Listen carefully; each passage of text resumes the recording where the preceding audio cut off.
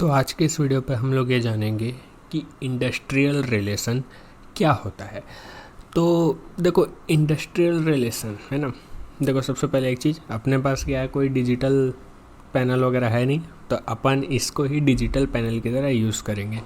तो mind map के through मैं आपको बताऊंगा कि इंडस्ट्रियल रिलेशन क्या होता है, और मैं इसको जितना हो सके उतना ईजी बनाने का कोशिश करूँगा।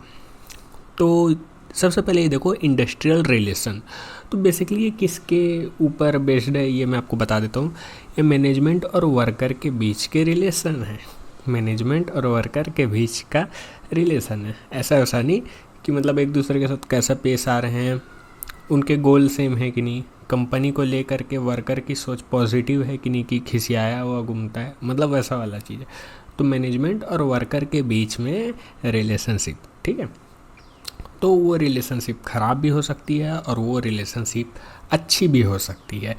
तो इस पे बहुत सारे फैक्टर भी डिपेंड करते हैं कि कब कब वर्कर जो है अपने मैनेजमेंट के ऊपर, यानी कि अपने मालिक के ऊपर खिसियाएगा, और कब कब दोनों साथ मिल कर के काम करेंगे, कब कब मैनेजमेंट वर्कर के बारे में कुछ अच्छा सोचेगा। तो इसके बहुत सारे फैक्टर हैं। तो वही चीज़ हम इस सब्जेक्ट में पढ़ते हैं। तो देखो, एक इंटरनल एक चीज़ होता है मैनेजमेंट और वर्कर। मैनेजमेंट वो जो काम दे रहा है, वर्कर वो या लेबर वो जो काम कर रहा है। लेबर, हर काम करने वाला आदमी लेबर कहलाता है। ऐसा नहीं किसी बोरी उठाने वाला या मिस्त्री ही लेबर हो, नहीं, जो जो काम कर रहा है सब लेबर है। और मैनेजमेंट जो उसको काम दे रहा है, ठीक है। तो ये तो दो हो गए अंदर की चीज़ जिसके बीच में बहसबाजी हो सकती है। ये दो लोग के बीच में रिलेशन या तो अच्छा हो सकता है या तो बिगड़ सकता है, ठीक है। तो वो तो अलग अलग फैक्टर पे डिपेंड करते हैं। बट ये तीन चिड़िया लोग हैं, ट्रिब्यूनल, गवर्नमेंट और ट्रेड यूनियन। टीयू मतलब ट्रेड यूनियन। ये तीन लोग का सीन ऐसा है कि दो लोग के लड़ाई के बीच में इन लोग घुस जाते हैं। किसको इंसाफ दिलाने के लिए? वर्कर को इंसाफ दिलाने के लिए। मैनेजमेंट क्या है, झक मारता रहता है। ये जो ट्रिब्यूनल, गवर्नमेंट और ट्रेड यूनियन है, ये लोग वर्कर के बचाव के लिए आते हैं। बोलने को तो इन लोग सुलह कराने के लिए आते हैं, दो लोग के बीच में बात बनाने के लिए आते हैं। बट अक्सर ये देखा जाता है कि वर्कर हावी हो जाता है मैनेजमेंट के ऊपर। अक्सर ऐसा देखा जाता है, ठीक है। तो सबसे पहले अपन ये समझते हैं कि ये सब फचड़ा होता है क्यों है, लड़ाई झगड़ा होता क्यों है। एटीट्यूड और परसेप्शन के कारण। एटीट्यूड और परसेप्शन किसका? मैनेजमेंट और वर्कर का। मैनेजमेंट और वर्कर का काम को लेकर के या कंपनी को लेकर के क्या एटीट्यूड है, उसके चलते ये फचड़े होते हैं। एटीट्यूड का मतलब लोग अपनी एटीट्यूड में घूमते हैं, अरे भाई ये हूँ वो हूँ, ऐसे ऐसा वाला है ना। और परसेप्शन मतलब कि सोच, सोच कि वो क्या सोच से है नहीं। अब एटीट्यूड और सोच से भी मतलब है कि देखो यार, अगर कोई आपके सामने कोई इस टाइप का मुंह बना रहा है, ठीक है, ऐसा अजीब सा, वो भले आपके साथ ढंग से बात कर रहा हो, पर उसका खाली अगर एक्सप्रेशन ही अगर ऐसा है, मतलब ऐसा पहले ही सड़ा हुआ एक्सप्रेशन लेकर के घूम रहा है, तो आपकी उस कंपनी के बारे में सोच चेंज हो जाएगी। आपको लगेगा यार काफ़ी रूड वाला आदमी, भले बात करने में वो स्वीट निकले, है ना, मतलब बात करने में कितना भी स्वीट निकल जाए, बट हो सकता है आपका उसका फेशियल एक्सप्रेशन सही ना हो, या उसकी कंपनी की सोच सही नहीं हो सकता है वुमन को अच्छे से ट्रीट नहीं करते होंगे। तो इस तरीके के बहुत सारे फैक्टर वर्कर और मैनेजमेंट के बीच के रिलेशन को ख़राब कर सकते हैं। समझ में आ रहा है? तो आगे और देखते हैं।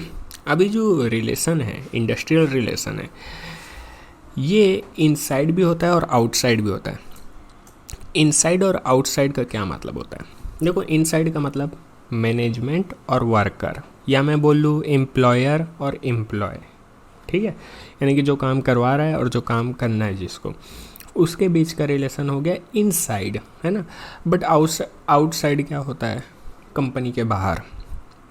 कंपनी के बाहर हो सकता है उसका रवैया, कंपनी के बाहर हो सकता है किसी से लड़ झगड़ के आया हो सकता है उसके घर का पर्सनल मैटर हो।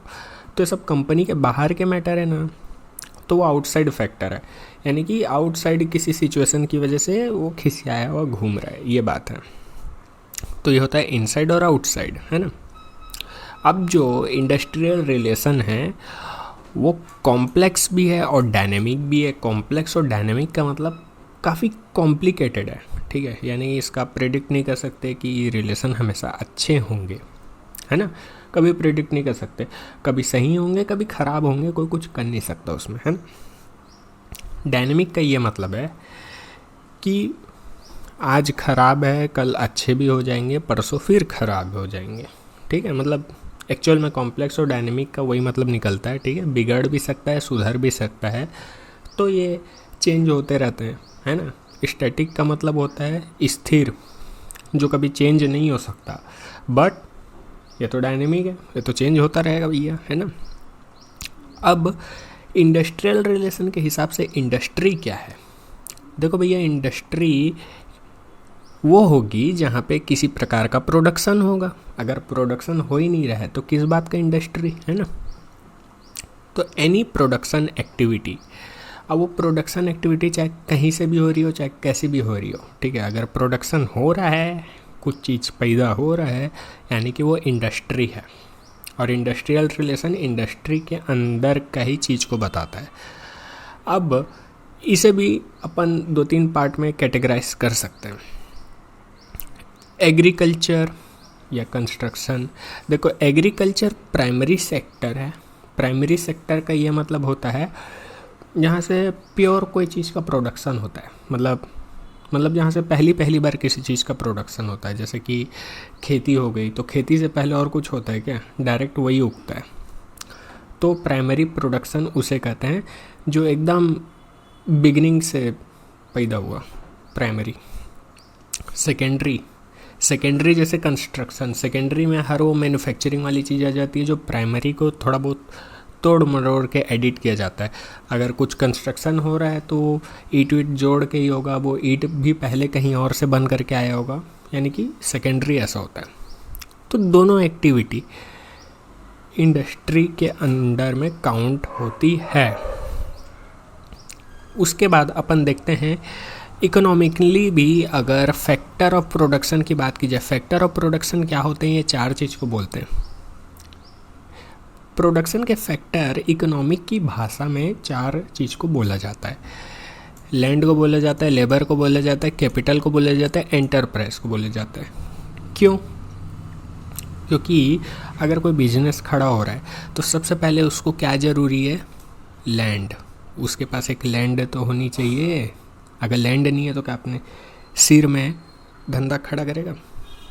फिर चाहिए लेबर भी ज़रूरी है।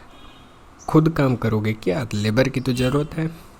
फिर उसके बाद कैपिटल, पैसा चाहिए, पैसा। तो पैसा तो चाहिए, बिना पैसे के तो कोई धंधा नहीं होता। और फाइनली मतलब कि जो काम करवा रहा है वो बंदा ठीक है। तो ये फैक्टर ऑफ प्रोडक्शन, मतलब कि अपन 2 तरीके से बता सकते हैं कि इंडस्ट्री किसे कहते हैं, या तो एग्रीकल्चर के हिसाब से, कंस्ट्रक्शन के हिसाब से, या तो ये 4 फैक्टर के हिसाब से। अब कुछ महान लोग हुए हैं जो लोग इंडस्ट्रियल रिलेशन की डेफिनेशन अपने लैंग्वेज में दिए, यानी कि हम लोग जो अभी तक बात कर रहे हैं वो फालतू है है ना। कुछ महान लोग आए, उन लोग बोले कि इंडस्ट्रियल रिलेशन की ये डेफिनेशन है, तो आओ उसको भी सुनते हैं कि किसका किसका क्या कहना है। शायद कुछ नया कुछ बताएं उन लोग। बैथल एंड अदर मतलब बैथल पहले बोला, फिर कुछ लोग और उस पर टूट पड़े, है ना। उसने कहा ये मैनेजमेंट और वर्कर, एम्प्लॉय और एम्प्लॉयर के बीच का रिलेशन है। ये कोई नया चीज़ बता रहा है? ये कोई नया चीज़ नहीं है, वही घिसी पिटी बात है। सबके बीच का रिलेशन है इंडस्ट्रियल रिलेशन। फिर वी अग्निहोत्री साहब आए, उन्होंने कहा कि जो मैनेजमेंट होता है ना और एम्प्लॉय होता है, दोनों के बीच का रिलेशन, ये भी कोई नया चीज़ नहीं बता रहे। फिर ये कोई वीबी सिंह करके आते हैं, वीबी सिंह वाले भाई साहब, ये कुछ एक नया चीज़ बताते हैं। ये मैनेजमेंट और वर्कर के बीच का इंटरेक्शन है भाई साहब। मैनेजमेंट और वर्कर के बीच का इंटरेक्शन है, ठीक है। दोनों आपस में कैसे रह रहे हैं, है नहीं। और ये जो इंटरेक्शन है ये आपका पॉजिटिव भी हो सकता है, निगेटिव भी हो सकता है। जैसे मान लो फर्स्ट मीटिंग हुई, वर्कर आया मैनेजमेंट के सामने, मैनेजमेंट खिसियाया हुआ बैठा एकदम ऐसे बैठा हुआ है, तो इंटरेक्शन भाई निगेटिव हो गया। और अगर मैनेजमेंट कुछ ज़्यादा ही अरे आओ भाई आओ आओ ऐसा, तो हो सकता है इंटरेक्शन पॉजिटिव भी हो जाए। तो वीबी सिंह के अकॉर्डिंग इंटरेक्शन की बात है भाई, इंटरेक्शन अच्छा हुआ तो सब कुछ अच्छा है, इंटरेक्शन ख़राब हुआ तो सब कुछ ख़राब है। फिर ऑडवे, टेड और मेटकफ आते हैं और ये बोलता है कि जो इंडस्ट्रियल रिलेशन है वो कंपोजिट रिजल्ट है किसका, एटीट्यूड और अप्रोच का, कि आपका एटीट्यूड कैसा कंपनी को लेके और आपकी अप्रोच कैसी है। हो सकता है आप पुरानी सोच वाले हो, वैसा टाइप का।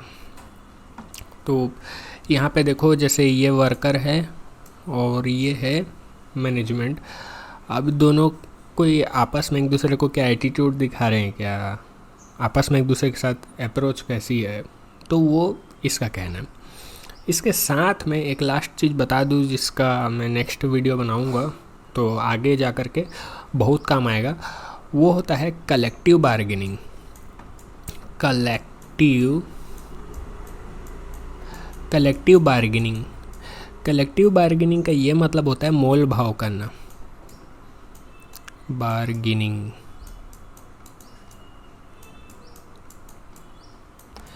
कलेक्टिव बार्गेनिंग का मतलब है मोल भाव करना।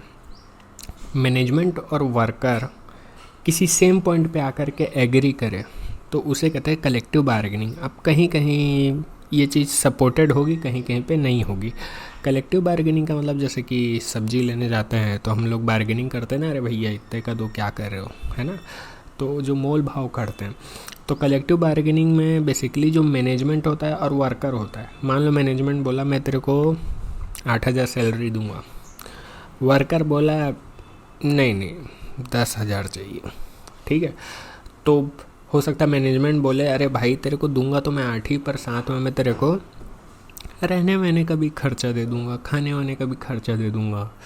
तो वर्कर बोला चल ठीक है, मेरे को डेली का पौवा मिल जाना चाहिए, है ना।